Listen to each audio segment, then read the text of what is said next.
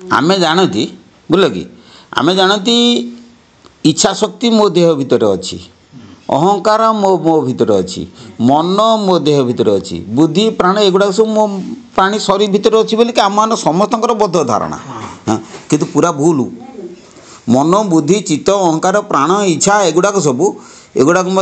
प्राणी शरीर त्याग कला से शून्य रोचे विश्वव्यापी शून्य से रोचे से कथाटा बहुत दिन पर गवेषणा करके जानी मुझे अरे अहंकार माने गर्व मनुष्य केवल शरीर में आम जाना नहीं कि नाई अहं तत्व बोली गोटे अच्छी सारा विश्व में घेरिकी रही बहुत कथा बहुत कलापर सिद्धांत कलापर मुझे सब पाइली सब पढ़ी भागवत गीता वेद वेदांत सब पढ़ी सारापर ये जिनस मुझे संग्रह कर कौन बुझीपार कि तेणु से सारा विश्व में गोटे शक्ति रही ना इच्छा शक्ति से इच्छा शक्ति विश्व में अच्छी से इच्छा शक्ति ये पदार्थ तैयारी इच्छा शक्ति आम जो घर तैयारी कर जहाँ देखुं एगुड़ा सब इच्छा शक्ति तैयारी तेणु आम जो अन्य भाषा कह ईश्वर इच्छा तैयारी बोलिकी भूल हेनी किंतु ईश्वर इच्छा तैयारी कहले आमर विश्वास हेनी केमिति इच्छा शक्ति एगुड़ा सब तैयारी है तार प्रमाण कौन कौ जगार अच्छी तो जानवे एपटे किमिति इच्छा शक्ति तैयारी है भारतीय शास्त्रविद मैंने सब लिखि सारी किंतु कौ दिन जे प्रमाण हम विज्ञान महल केते शह के हजार वर्ष पर सेटा पर कथा किंतु विश्वम्बर बाबा जहाँ कही जाऊँगी केते हजार वर्ष पर मानव समाज मानव ये मानि ना ये बुझीपार तो तेणु इच्छा शक्ति ये विश्व ब्रह्मांड सब तैयारी विल पावर मुझे स्वतंत्र प्रमाण कर सारी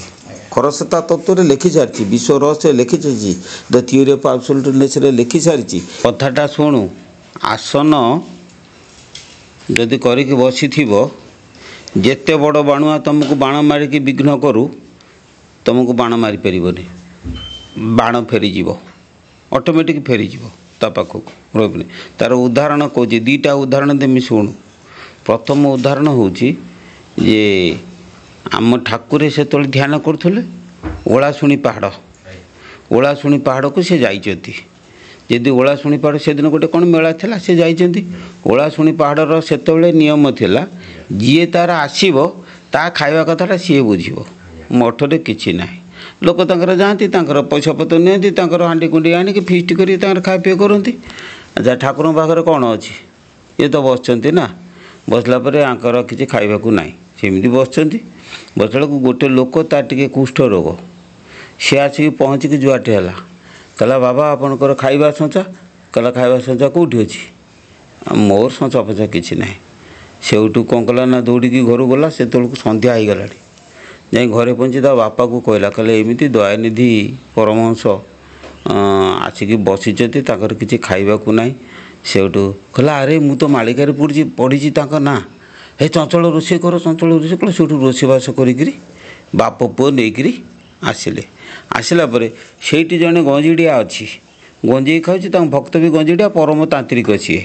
अच्छा जेदी तांत्रिक सी गंजे खाऊँ ठाकुर को किए थटा आखिआसी करटा कर ये तो बसी लास्ट बेलू सेठू सी कहले डाक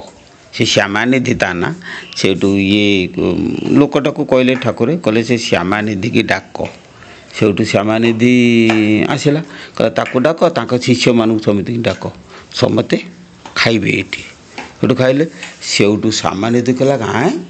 ये बड़ बाणिया बाबा जी आमको सी खाइबा दब चल जा या कई गला जा पत्र पकईदे तार तांत्रिक मंत्र अच्छी हरण कर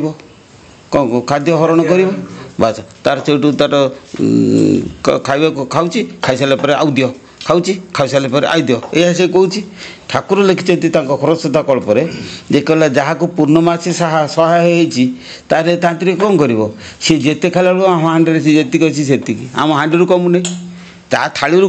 पथर कमी जाऊँगी कितु आम हाँडी कमुना से लास्ट बेलू से कौन ना रागिकी पलैला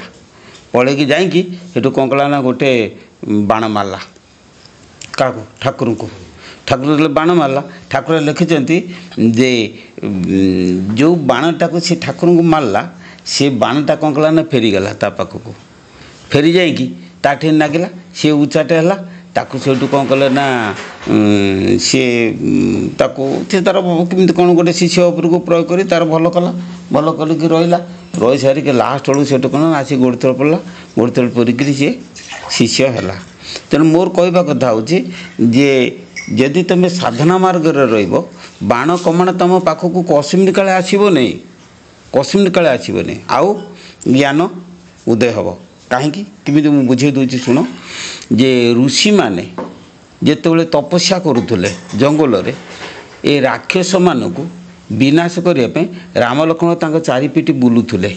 ଘେରା ମାରୁଥିଲେ, ଚୌକ ମାରୁଥିଲେ, କାଳେ କେଉଁଠି ରାକ୍ଷସ ଆସିବେ। ତେଣୁ ଆମେ ଯେତେବେଳେ ସାଧନା କରିବା, ସ୍ୱୟଂ ରାମଚନ୍ଦ୍ର ଆମ ଚାରି ପାଖରେ ଆସିକିରି ସେ କ'ଣ କରିବେ ନା ଧରିବେ, ଚକର ମାରିବେ। ଆମକୁ ଆଉ ରାକ୍ଷସ ଆସିବେ କେଉଁଠି, ଆମ ପାଖକୁ ଆସିପାରିବେନି। ହୃଦୟ ଭଜିଲେ ରାମ ରାମ, କ୍ରମେ ସେ ତୁଟି ଯିବ ଭ୍ରମ, ଉଦୟ ହୋଇବ ଜ୍ଞାନ କଢ଼ି, କ୍ରମେ ସେ ମେଲିବ ପାଖୁଡ଼ି। ଜ୍ଞାନରେ ଜିଣିବୁ ମରଣ, ଧ୍ୟାନରେ ଧ୍ୟାଇବୁ ଚରଣ, ଭକ୍ତିରେ ଅନାହତେ ପଶି, ହେବ ପରମ ଅବିନାଶୀ। ତେଣୁ ଆମେ ଯଦି ବସିକି ଗୁରୁ ନାମକୁ ସ୍ମରଣ କରି ଅହରହ ପ୍ରାଣ ସୂତ୍ରରେ ସ୍ମରଣ କରିଥିବା, ଲାଷ୍ଟ ବେଳକୁ ମୃତ୍ୟୁ ସମୟରେ ଆମେ ସେ ଗୁରୁଙ୍କୁ ଦର୍ଶନ ପାଇବା, ପରମ ଗୁରୁଙ୍କୁ ଦର୍ଶନ ପାଇବା, ଆମକୁ ମୋକ୍ଷ ଧାମକୁ ସେ ନେଇକି ପଳେଇବେ, କିଛି ଅସୁବିଧା ନାହିଁ। ତେଣୁ ଗୁରୁ ନାମରେ ନିଷ୍ଠା କରିକିରି କାମଟାକୁ ଚଲାଅ, କାମ ଚଲେଇଲେ ଯେଉଁ କଥା ହେଲା। ହଉ।